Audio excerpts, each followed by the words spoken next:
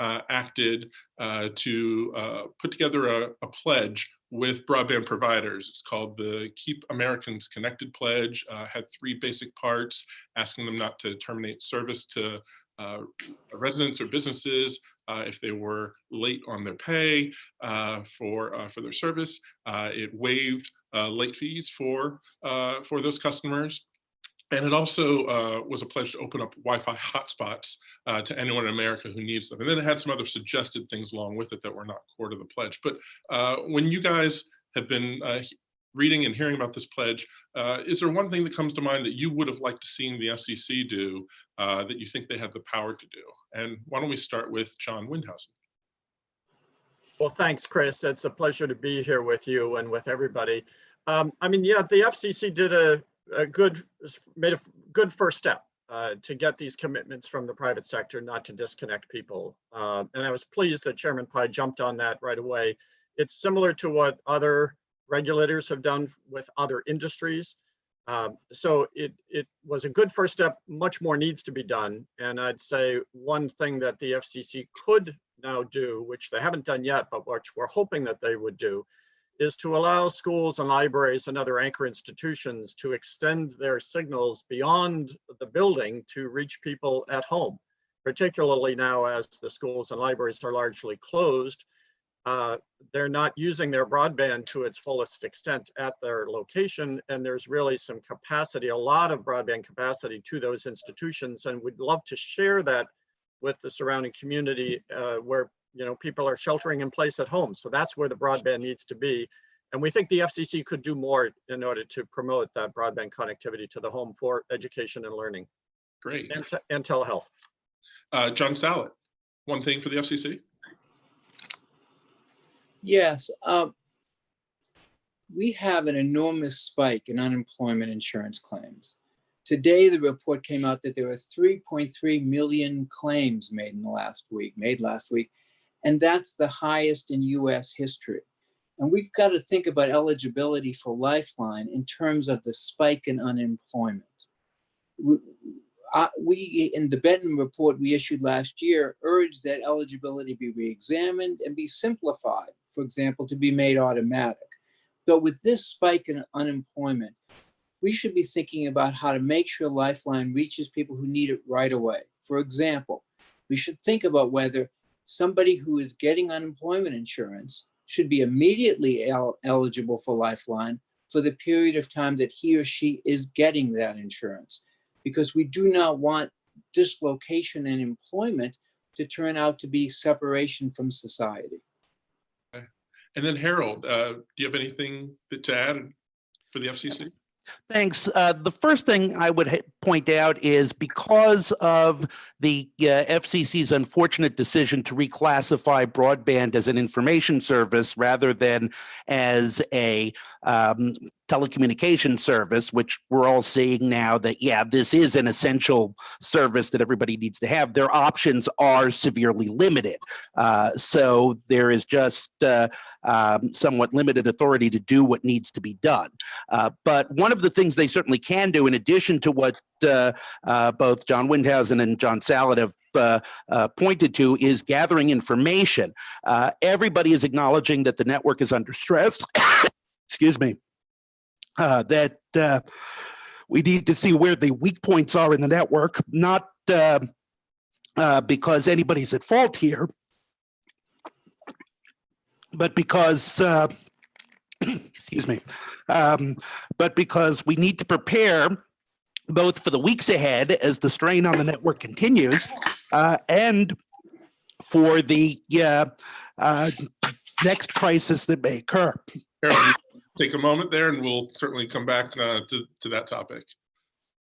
But why don't we go to the next question? So we've also seen action from Congress. Just late last night, Congress passed the third in their coronavirus stimulus bills, some people are calling it. And we did see a few small things in there, but not what a lot of the advocacy community was asking for. around broadband and connectivity. There were some grants to states to provide connectivity and purchase devices. There was some digital inclusion money. There was some telehealth money, a little bit of telehealth money in there for the FCC. And for some pilot programs around telehealth. But we didn't see a lot more. Are there things that you think that Congress missed an opportunity on and should be considered? Is there one major thing that you would recommend that would be considered for any next bill that they pass around coronavirus? John Windhausen, why don't you start us off? Well, thanks, Chris. It was disappointing that Congress did not include more broadband provisions into the third stimulus bill, but we do understand that they're working on a fourth bill right now. And I don't have one thing, I have 5 things to recommend. So really quickly, they really need to address the shortage of hotspots. I think that provides a really good next step in trying to promote broadband connectivity, but they need to appropriate money to manufacture them because there just aren't enough hotspots to go around, and that funding needs to be made available now because it takes 10 to 12 weeks to produce them. Hotspots work well when there is a good cellular signal, but in a lot of rural areas, there isn't a good enough cellular signal. We recommend that schools should be able to get EBS licenses. That's the educational broadband service, so they can deploy wireless signals in these rural markets. There also needs to be a couple of $1 billion more for telehealth networks. This appropriation, the third coronavirus bill, gave a lot of money to health, but not for telehealth. And so we're going to be recommending some significant additional funding for the FCC's rural healthcare program to speed rural health broadband connectivity, because the hospitals are getting overwhelmed with people using up their beds, and soon the telehealth networks are going to be overwhelmed as well. So they need more broadband. Fourth, there needs to be a very large infrastructure package to build for the long run. We should be deploying high capacity, future-proof networks now.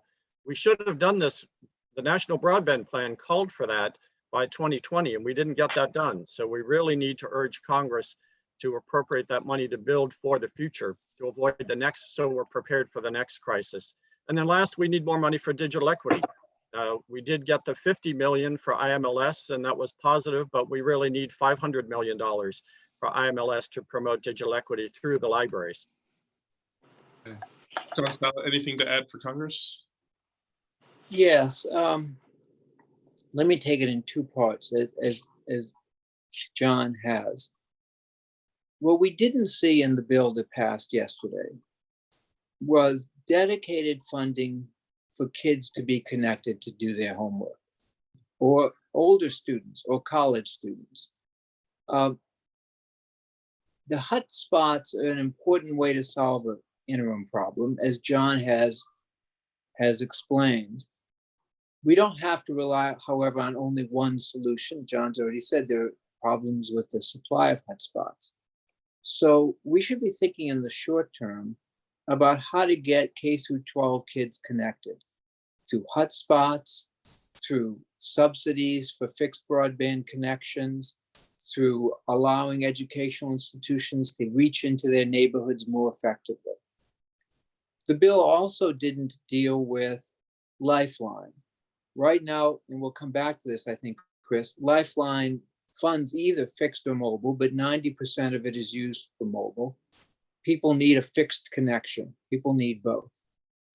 And then looking forward to the fourth stimulus bill, to an infrastructure bill, without going to all the details, and maybe we'll come back to this, what we think is Congress needs to act comprehensively.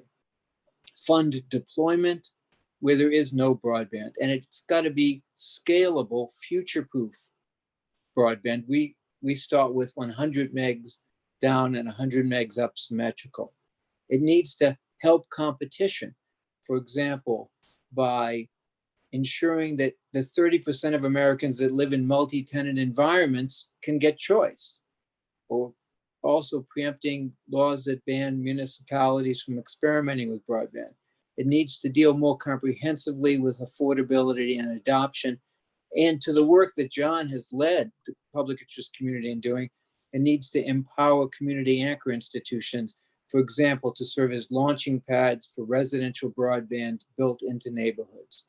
That's a big package, and there'll be a lot of discussion in the days ahead, but it's going to be critical that if we spend a lot of money this year, that the money be put to its best use over the long term. Okay, so let's pivot, because we have started to get into some of the weeds of some of these ideas, and I want to turn to Harold, because Harold, you did put forward a proposal around, for a short-term emergency like we're in right now, a concept where there could be a direct subsidy to all Americans to cover the cost of broadband. Am I describing that accurately? Why don't you give folks the details of that plan? Right. And one of the things about this is I've proposed, and we public knowledge have proposed, that for the duration of the crisis, we should now all recognize that it's not just that everybody needs broadband to participate. It's that society as a whole benefits when everyone is connected. So this is, in fact, a two-way street. It's not just the benefits to the individual that we should be, looking to help out those who aren't paying for it. We should be making sure that everybody has it, because we're all going to benefit from having everybody online during this crisis, and not just, frankly, during this crisis, but afterwards as well. But certainly for this crisis, when we're trying to make sure that everybody stays at home, we've proposed that the government should just pick up the tab to get everybody online and connected, and to ensure basic broadband. I mean, think of this as a form of health insurance, but for your broadband connection. If you're the government can pay $50 a month to each ISP, that'll ensure that the ISPs get paid and that we keep employees on the payroll for a basic broadband package, something like hopefully better than the 25.3 that the FCC describes as broadband, something that would really support the two-way communication that you need. But the idea is that for the next couple of months, where we need everybody at home, everybody who we can connect, because as others have pointed out, the infrastructure isn't reaching everywhere, should be connected. And we can do that for about $5 to $6 billion a month, which is not something you'd want to do forever, but certainly if we looked at it as we're going to support the broadband industry and make sure that all the small independent broadband providers don't go out of business, and even the large ones or the mid-sized ones don't have to take a huge hit and furlough workers or lay off workers, if we said that's going to be $18 billion to support the broadband industry, people would be a lot more supportive, perhaps, than saying it's going to be $50 a month stimulus to each individual. But the great thing about this is we're going to make $50 into $100. We're going to make everybody connected, and we're going to support critical infrastructure. So, this is a win-win-win proposal for Congress to just go all in on what everybody agrees is an essential service for getting through this. Great. John Sallet, you talked briefly about Lifeline. And the Lifeline program, if folks are not familiar, is a longstanding subsidy program for low-income Americans to get access to telephone and hopefully broadband services, although it's been anchored to telephone service for years. Can you talk about some of the details that you'd like to see in changing or increasing that subsidy in emergencies? The most fundamental is we live in a society now where people need both mobile and fixed. Obviously, mobility is important. Parents at work want to reach their kids wherever they are. But fixed broadband is very important. Think of people at home today. Think of the people who are watching us right now do this webinar using streaming video, sometimes in households with people with kids doing their homework, or college students in online classes, people seeking health care if they're isolated. So Congress should face the fact that we now need both. And low-income people can't afford a lot. We reviewed the social science in our Benton report, and it's $10 or $15 a month. So we think what needs to happen is that Congress should ensure the Lifeline also has a fixed broadband subsidy. That brings costs to roughly $10 a month. That subsidy should support broadband that really meets the need. Right? Sometimes we've debated about whether broadband was must have, but today we know it's need now. People need it now, and they need it to be robust. So we've suggested, for example, that subsidy should go to a service that's symmetrical, 50-50, or the highest up or down speeds that a network provides, if it's lower than that. Next, we should require that federally funded networks become Lifeline providers. And Chris, Public Knowledge came out with a great suggestion recently to waive rules, the ETC rules they're called, that keep consumers from applying their discounts to major cable systems. That's very important. And then it's really important that Congress ensure that Lifeline can support broadband, a legal question that is currently in doubt on remand because of the net neutrality order and the DC Circuit saying that the commission had completely failed to explain how its authority under Section 254 could extend to broadband. And then one last point, eligibility. I talked about this a moment ago in terms of unemployment, reaching people who are getting unemployment insurance. We have to make sure that eligibility is expanded as we need it. I said 3.3 million people had filed for unemployment insurance, so the numbers are going to go up. But here's another number. Right now, only about 20% of eligible people are using Lifeline.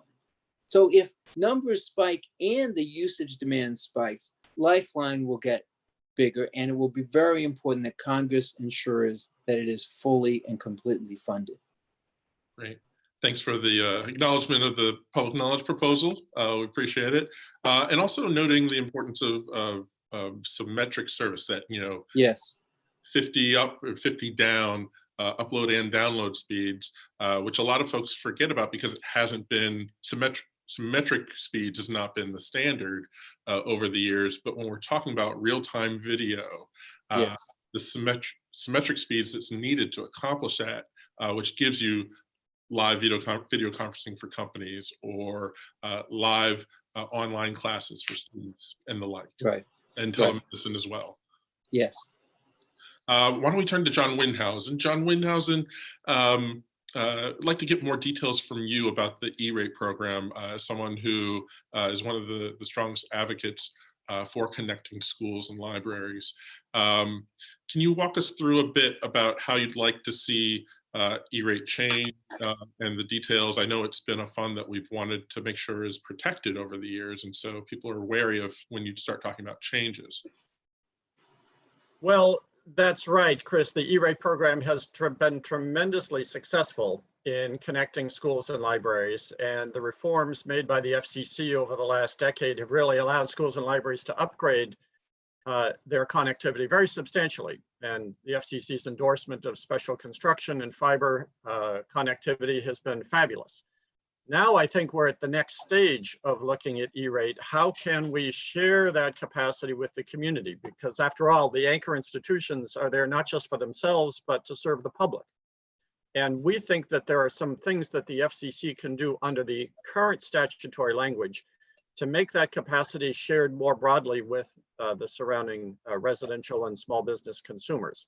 So for instance, the FCC just did issue a nice clarification a couple of days ago that said schools and libraries should keep their Wi-Fi on so that even if the building is closed, keep the Wi-Fi on so you can still use it on campus. That's what the FCC said.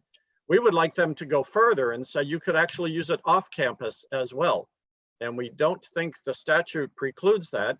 The statutory language for the ERATE program does say it needs to be for educational purposes, but that doesn't mean only for educational purposes. It could also be, as long as it's primarily for education, it can be shared on a secondary basis or an ancillary basis with the surrounding community. And we suggest the FCC should explicitly endorse that policy. Having said that, there's even more that should be done beyond extending that.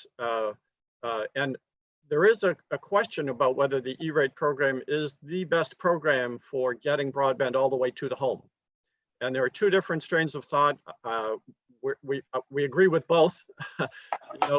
There's a strain of thought that said, look, ERATE is already set up. It's a program that's already in operation. Let's fund it, increase the funding to explicitly fund to the home. I worry a little bit about the ability of the forms and the application processes that USAC administers for the ERATE program aren't really well designed to handle applications to bring broadband to the home. So there's another strain of thought that says, yes, there needs to be more funding, but it shouldn't go through ERATE. We should really design the program to provide broadband connectivity straight to the home, as Harold just talked about. And maybe that's not ERATE, maybe it's a new fund within the FCC's Universal Service Fund umbrella. But I don't want to quibble about which program is best suited, whether it's ERATE or a new program. The overriding objective is we need broadband everywhere. It should be ubiquitous, it should be affordable, it should be open to the general public and accessible. And we very strongly support the idea that the ERATE program the FCC can do more under the existing statute to make that available. Great. Thank you, John. So Harold, you are probably our panel's greatest expert on spectrum policy. And a lot of people, we talked about the importance of both, wired and mobile connections. Can you go give us a couple ideas about how spectrum can help increase access to broadband, and some of the changes we might be able to make? Right, and we're seeing right now in the field two things that are very important. One is we desperately need more unlicensed spectrum to support Wi-Fi 6. The amount of capacity we need, if you read all of these articles that have been coming out in the last couple of days about the strain on the networks, one of the things you read about is how do you make your Wi-Fi better and more efficient, because we've got all this congestion here. And if you have good connectivity coming into your house and then it hits the Wi-Fi access point and it slows down, that's not doing you a lot of good. So the first thing that has to happen is we've got two proceedings in front of the FCC, the 6 gigahertz proceeding, the 5.9 gigahertz proceeding. The FCC should move very quickly on those so that we can get these new devices out. But we're also seeing that what we would call flexibility in spectrum use. We've seen the FCC authorize use for the wireless carriers to use unused spectrum that Dish is using to build out its network, and that's helped them to meet the challenges because wireless networks are also experiencing this huge surge. So, why wireless hotspots, once we have them, if we're loading all this traffic on them, we're going to need, number one, the Wi-Fi spectrum so that all those devices can connect to the wireless hotspot. And then we're going to need the licensed spectrum for the wireless hotspot to connect to the wireless network. So how do we increase that flexibility? We need something that we've been pushing for years in this area that's called user share, where if there's spectrum that is not currently in use, even if it's licensed spectrum, the licensee would make that available through a database and say, hey, I'm not using this yet. People can use it until I indicate that I'm actually going to be using it, and then let those who need it come in and say, okay, well, let's use that until you who actually have the license for it are ready to deploy, so it doesn't just lie there fallow. We can also do a lot of things that the FCC can do right now without breaking this kind of new ground. So, for example, we have systems in rural areas where we have problems with we haven't got enough towers deployed. We could do things like temporary authority to increase power levels in these areas so that we could have stronger broadband available. We can move to make more TV white spaces available and allow for regional, higher power because we know that there isn't a lot of TV signal out there that we're interfering with, and that sort of thing can make an enormous difference in areas where these are the only connectivity that's there is provided by a local wireless ISP or is provided to people who have cellular networks, particularly from independent rural cellular networks. And we should look at how we can boost their power in the short term. This is something that the FCC did in Katrina. They waived a lot of the rules around tower siting or around power levels, and really moved expeditiously. And I think we can do a lot of that here. The FCC is doing some of that now, and I think we can do a lot more. Great. And John Windhausen, quickly, I know public knowledge, we've worked with you and others to support expanding access to spectrum for schools and educational institutions as well. Can you give us an update on that topic, the EBS Spectrum band, I believe it's called? Yes, thanks, Chris. I mentioned that earlier, and if I could just expound on that a little bit. The educational broadband service Spectrum has been dedicated for educational uses since the 1960s. And we would love to be able to preserve that benefit. And I think the educational need is even greater now with this crisis, and students who don't have connectivity at the school now need that connectivity at home. And the 2.5 gigahertz spectrum, where the EBS band is very amenable to providing that connectivity and providing high bandwidth to those consumers.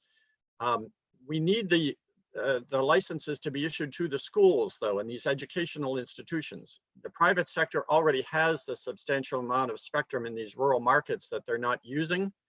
And so they've had a chance to deploy it, but where the cell phone signals aren't strong enough, you need to give those licenses to entities that have a real incentive to solve that problem. And we think the schools and the state educational agencies and the nonprofit educational institutions, their mission is to solve that homework gap.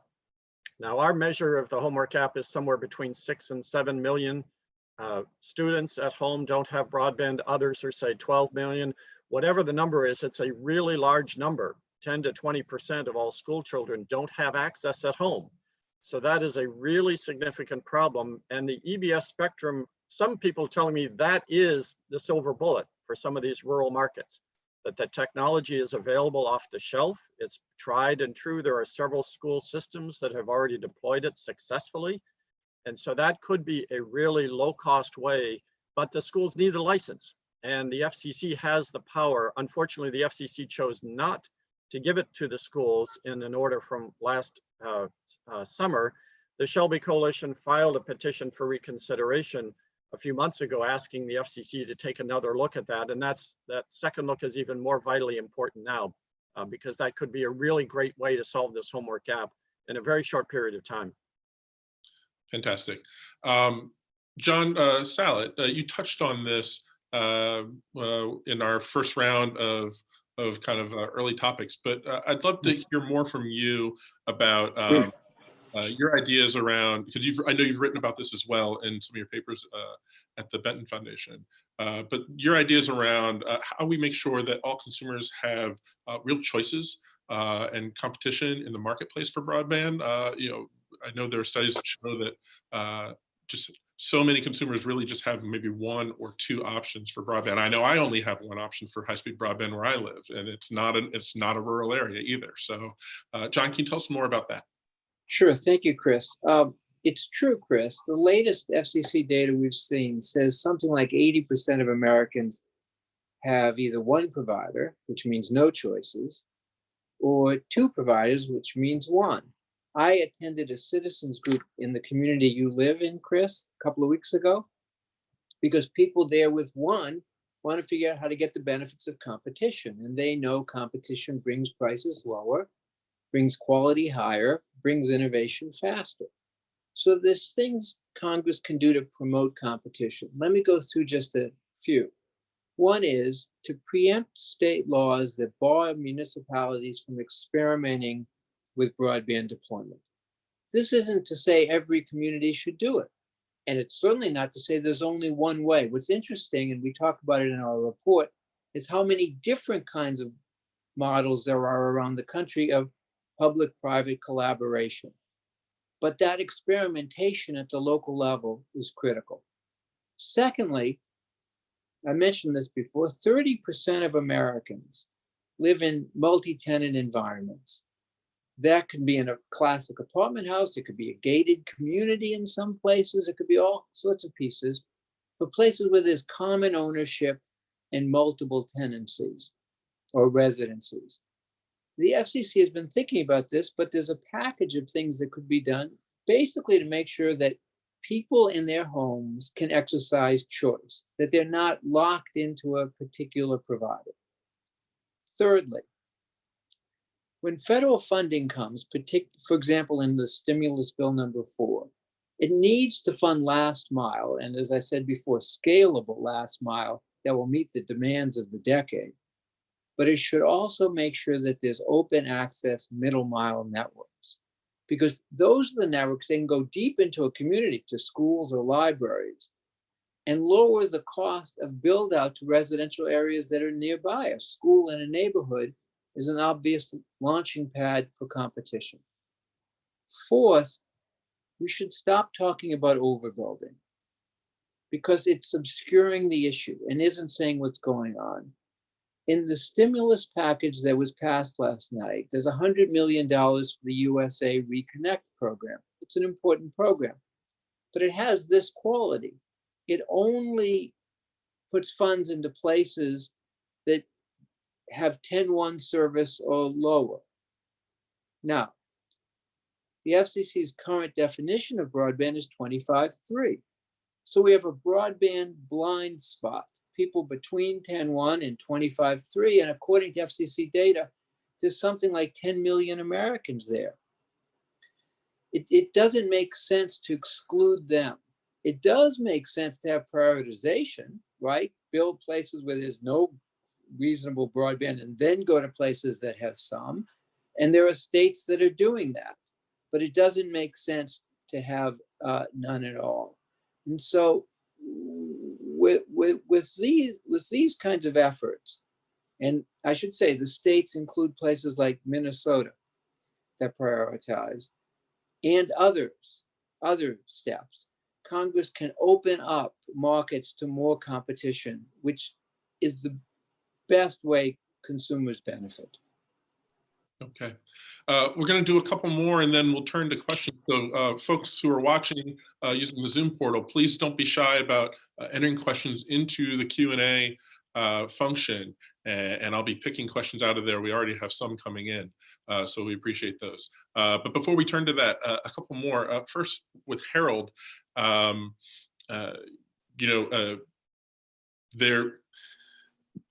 there's a lot of talk about this emergency right now and what we need to do to make sure that people are connected right now during times when they're socially distancing and teleworking from home. But are there lessons that we should be learning during this period for future emergencies or for just for everyday broadband, and how do we learn those lessons? Can you talk to us a bit about the idea of what data needs to be collected? Well, yes. I mean, everyone has been referring to this as the stress test of the internet and our broadband infrastructure. And it's important not just that this be graded on a pass-fail, but that we actually learn from it so that we can prepare, we can see the places where our national infrastructure is weak and needs to be upgraded, and we can find all of the potential choke points in the network. And looking at this, we can see essentially 3 primary places where there are likely to be choke points in the network. The first, as I mentioned earlier, is the Wi-Fi access point. This is where most of us are connecting to our network, or if you're using a mobile device on one of the wireless carriers. This will be at the tower. There are natural limits just based on what spectrum is available. We need to see what's happening with congestion. We need to verify how this is working and learn so that we can understand what behavior is like in these sorts of situations, how people are accessing the internet, and what kind of a spectrum balance we need to be striking going forward. Next is, how is the last mile operating? The different types of technology. I mean, everybody is sort of generally saying, well, fiber will be fine, upgraded cable will be fine, older DSL systems or older cable systems will struggle.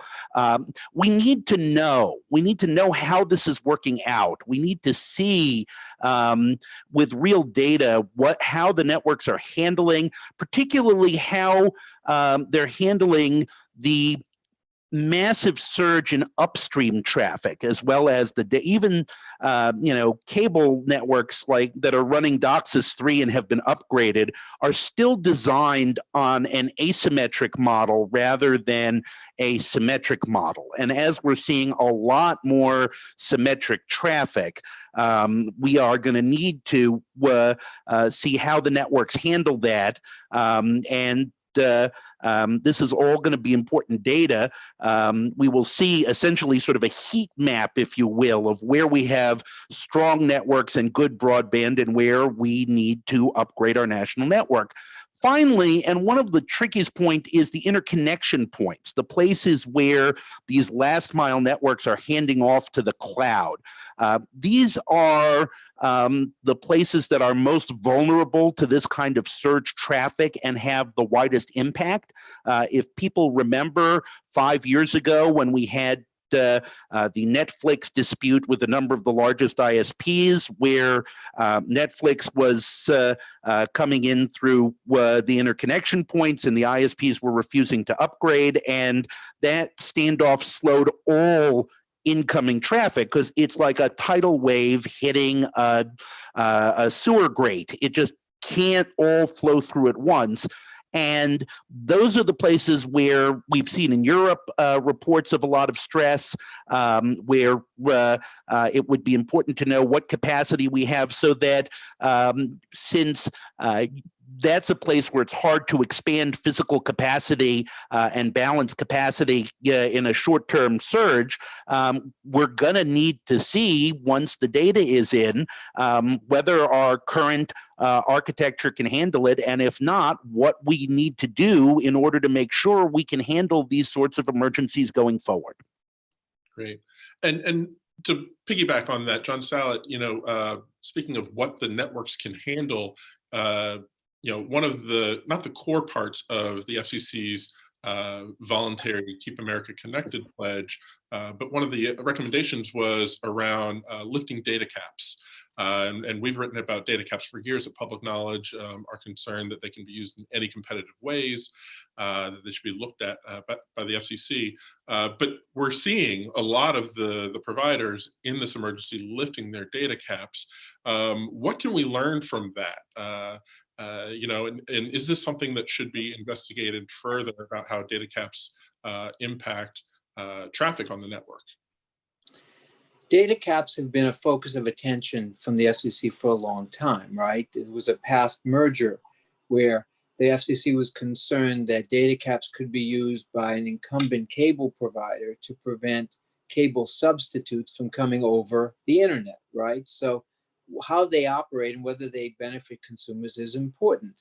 Let's talk about fixed broadband networks, which have significant capacity. The FCC should be understanding what happens with the networks. It ought to be looking at what kind of data caps there are. So let me make 2 points. One is, we have carriers doing good things right now. Comcast, T-Mobile, Charter, Dish. I'm sure I'm leaving some out by mistake, but really good actions, including open access to networks, for example, Wi-Fi or cable access during the emergency. What's the emergency? How long is the emergency? This is going to turn out to be an important question. When society starts to reopen, but still very many people are likely to be working from home, or there are college kids who are not going back to campuses, is that still going to be the emergency? The FCC ought to be talking to carriers to make sure that the solutions last as long as the problem. And that may not be a binary cutoff, that one day people go to work and another day they don't, or one day non-essential businesses are closed and the next day they're open. The second thing the FCC should do, and this goes right back to the really important comments that Harold just made. The FCC talks to carriers every day, or they should be. The carriers are paying a lot of attention to the demands on their networks, when demand is high, when it's low, how they're managing their bandwidth. The FCC should be talking to the carriers, and they should be working out what's going on in the networks so they can tell us. We need to know what the networks can handle, what they're doing to increase capacity. That will tell us what we can do at home. And it will go to the question you rightly asked, which is, have we learned that data caps on fixed broadband networks just aren't justified anymore? Okay, thank you, John. And you know, I think it was John Windhausen who noted earlier, you know, how long it's been. I think it's been about 10 years since we passed or since the FCC created the National Broadband Plan, and we've been talking about getting the entire country connected to broadband for many, many years, not just that decade, but even before that. And so to see, you know, this issue raised up as important in this crisis just shows us how much further we have to go. There was an article in the New York Times this morning about how folks are seeing, because of the traffic, there are some anecdotes out there about adjustments needing to be made to video in order for everyone to be able to use the network. And so these are sorts of things that, you know, I really hope the FCC will study. And as we figure out how to get better broadband deployed to everyone, really raise standards so that everyone can choose to telework or choose to take advantage of broadband even when we're not in an emergency. We're going to turn to some questions from our audience. Please continue to put them into the Q&A portal, but I'm going to take a few here. And the first one, probably, John Windhausen, is probably perfect for you. This person talks about how at the local level, a lot of folks are relying on various low-income home internet offers, which are very helpful for K-12 students, as well as they're relying on public Wi-Fi in some communities. And so this person asks, what else might be available for individuals who might fall through the cracks for reasons of ineligibility or impracticality? They highlight seniors and college students. Well, this, I think, gets to the digital literacy training, digital equity component, because yes, there is some of the industry members are offering some discounted plans for low-income people, and that's great when they're doing so. Not every provider is actually doing that, and even when the carriers and providers are making those discount offerings available, they're not advertising them very well. And so there's a lack of awareness, and especially for seniors who are already sometimes intimidated by this technology, you know, getting over that hump of trying to figure out how to make a broadband, how to sign up for broadband connection, how to get the devices to work, it can be very daunting. And this is not just a local problem, this is a national problem. You know, it gets back to the network effects. The more people who are on the network, the more everybody benefits. So we ought to be taking this on as a national priority to make sure that people have the education that they need and the training they need and the devices and the software, and work with people that can help set them up. Libraries in particular have done a very good job of making their training available to the people in their jurisdictions, but of course now the libraries are often closed. So how can we fill that gap? Well, that's why we need some additional funding to help promote these awareness campaigns and the efforts of local digital inclusion offices around the United States. NDIA, the National Digital Inclusion Alliance, is a great organization that has captured hundreds of these local organizations, and they're all working with different communities, those who speak different languages, and senior communities, low-income communities, but their needs tend to vary based upon their local circumstances. And so we shouldn't try to design a one-size-fits-all national approach, but we do need to, the federal government can provide the funding to these local organizations, and that is so important these days. I think the anchor institutions are well positioned to be helpful, but the schools, for instance, right now are really working hard to develop the digital content to be able to provide students online education. And the schools are dealing with distributing lunches. So those are two essential functions that the schools now have to reorient their operations to deal with this crisis situation. So the schools themselves may not be in the best position to do a whole lot of digital literacy, digital training work. That's where the libraries really come in, and other community support organizations. So we're very hopeful, as I mentioned, in this next stimulus bill, the fourth stimulus bill, that we really need to get some federal funding flowing, and it needs to to flow quickly. You know, this is not something that should be, okay, let's set up a long rulemaking process to figure this out. This really needs to be expedited to get this information into the hands and get people connected as quickly as possible. Great, and nice shout out to our friends at the National Digital Inclusion Alliance. Public Knowledge had the pleasure of working with them just over a year ago on a tool that I think is available on their website that you can share in your local communities. It's about the different low-income broadband programs that are available, and talks a bit about the policies around low-income broadband access. So definitely recommend it for folks who are looking to share that information in their communities. Harold, here's one that I think would be really helpful for you to weigh in on. One of the viewers asks, so they're asking about the FCC processes, which I know you're very experienced with, and asking if it makes sense for the FCC, because of the COVID-19 emergency, to pause their comment periods and some of their processes around proceedings, either because of connectivity issues or just because of the emergency generally. I don't know if you have any views on that.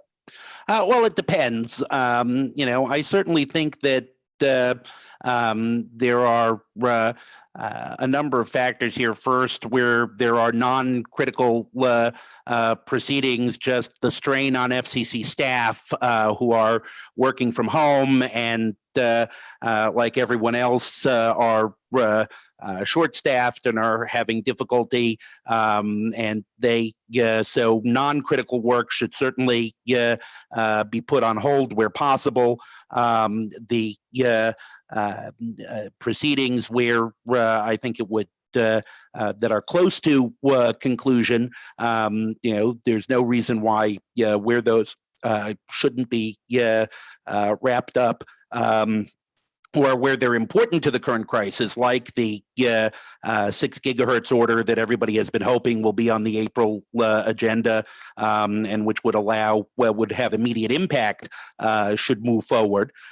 But things like the kind of routine business that the FCC does, you want to put that on hold, allow staff to shift to processing emergency special temporary authorities or other temporary requests, allow the routine filing of reports to be suspended because staff at your television and cable broadcasters are just not going to be available in the usual way to fill these out.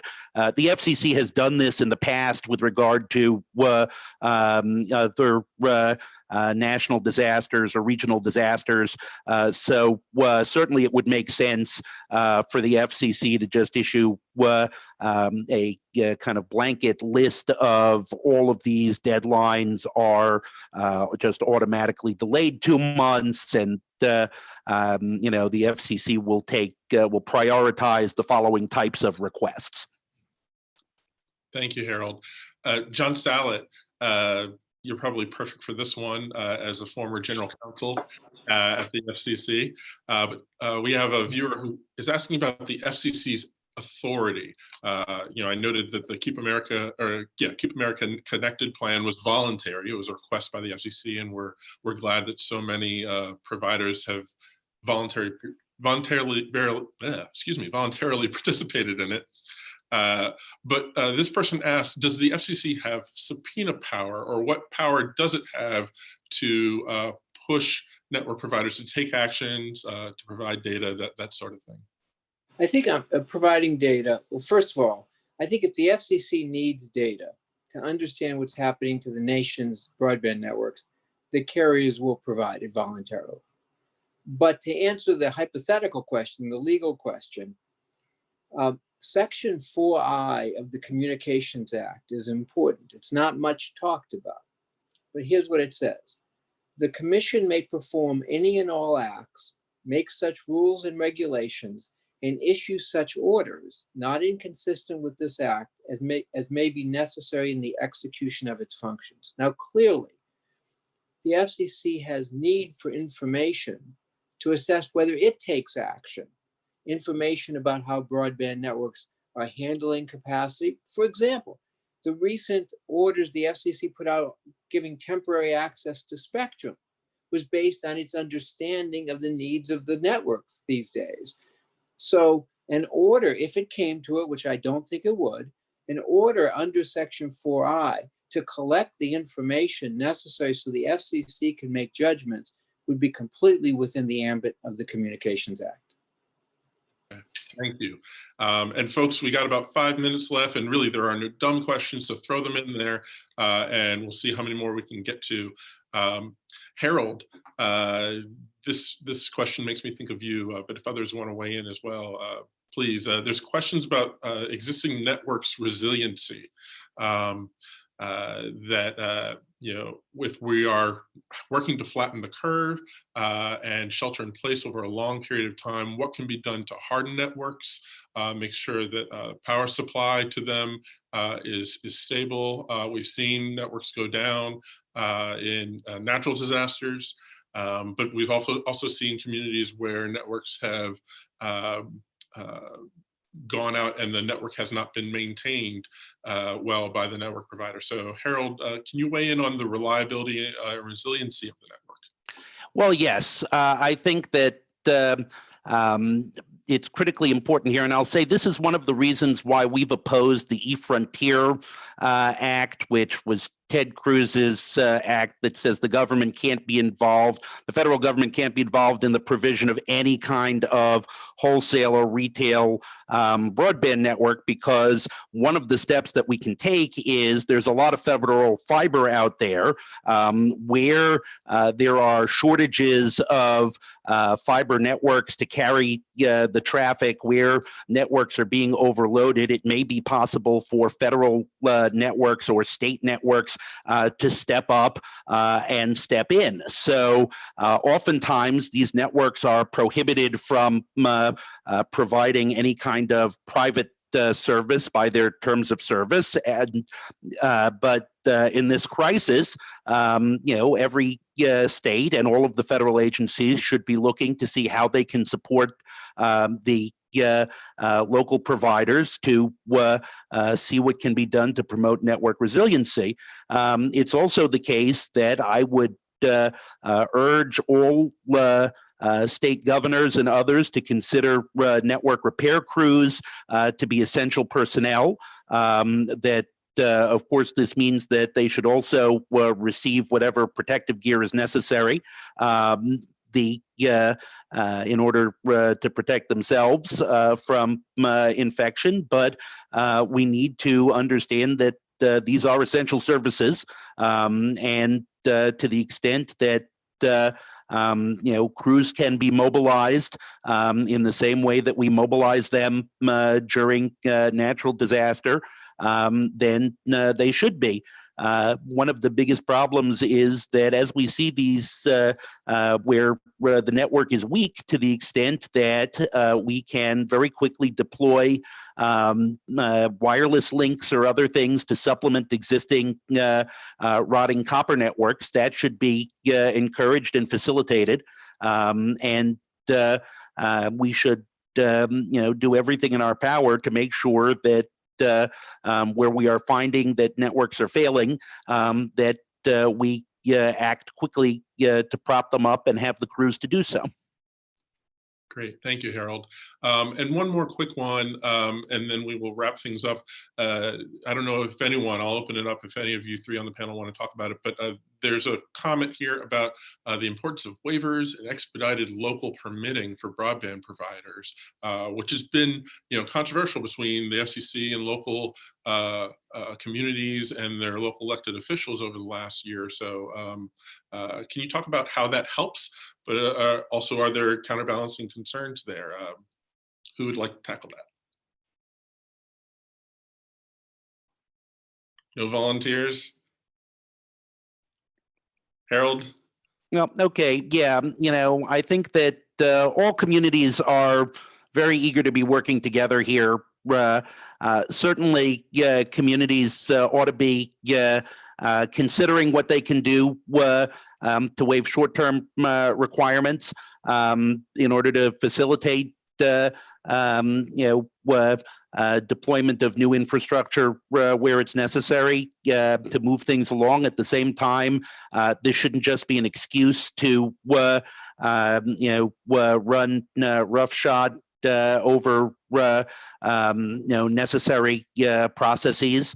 So for everyone, it's a balancing act. I think this is the sort of thing that really should be left to state and local authorities rather than the FCC trying to do some kind of blanket move, because the situation will be so unique in every local. It's really going to be a case by case sort of decision, and it's exactly the kind of thing that the FCC is not set up to handle and should not be addressed through some kind of blanket rule. John Windhausen, I know you have probably folks you work with that want rapid deployment, maybe concerned about this. Well, it is a balance that you have to strike between those. We want these networks to be deployed quickly, but we also don't want a federal one-size-fits-all solution or mandate on the access to rights of way. So, but there does need to be encouragement for local officials to make those rights of way available on a non-discriminatory basis. But having said that, Chris, could I make one last point on telehealth? I know we are out of time. Can you do it in 30 seconds? I can, yes. There are 4 Universal Service Fund programs that the FCC administers. The Rural Healthcare Program is the smallest of those 4, and that's really unfortunate. The current applications were filed last June before anyone knew that there was going to be this coronavirus crisis. So the rural health providers really need the authority to upgrade their broadband capacity right now, immediately, in order to be able to handle this. And this is something that the FCC and Congress really need to take on immediately. Thank you, John. Thank you for that plug. I want to thank John Sallet, John Windhausen, Public Knowledge's own Harold Feld for doing this hour-long webinar with us. I want to flag for folks out there who may be watching, who are outside the Beltway and want to weigh in. We have an action at Public Knowledge. If you go to www.publicknowledge.org/fundourbroadband, you can use that to contact Congress and tell them just how important it is to put all of these sorts of broadband proposals into the next wave that we're expecting, the next stimulus bill around the coronavirus. You can also check out John Windhausen. John, do you have a website to plug? Sure, it's www.shlb.org. For the Shelby Coalition. And John Sallet, you're at the Benton Foundation. Oh, we got a... John's muted. Sorry, John, I think I might have pressed at the same time. No, no, no. I was too excited at the possibility of answering the question, Chris. I didn't unmute myself. Yes, Benton Institute for Broadband and Society at benton.org. We've got materials up from our report dealing with the issues that have been discussed today. Great. We love your latest report. Folks should go there and check it out. And of Thank course, you. Harold is available at the Public Knowledge website, as well as his wonderful Wet Machine blog that I know the real nerds love to read. So thank you for that, Harold. Folks, we appreciate you tuning in, and hopefully we'll be able to do more of these as we are sequestered in our various locations throughout the pandemic. But thank you, and we'll talk to you later. Thank you. Thank you. Thank you.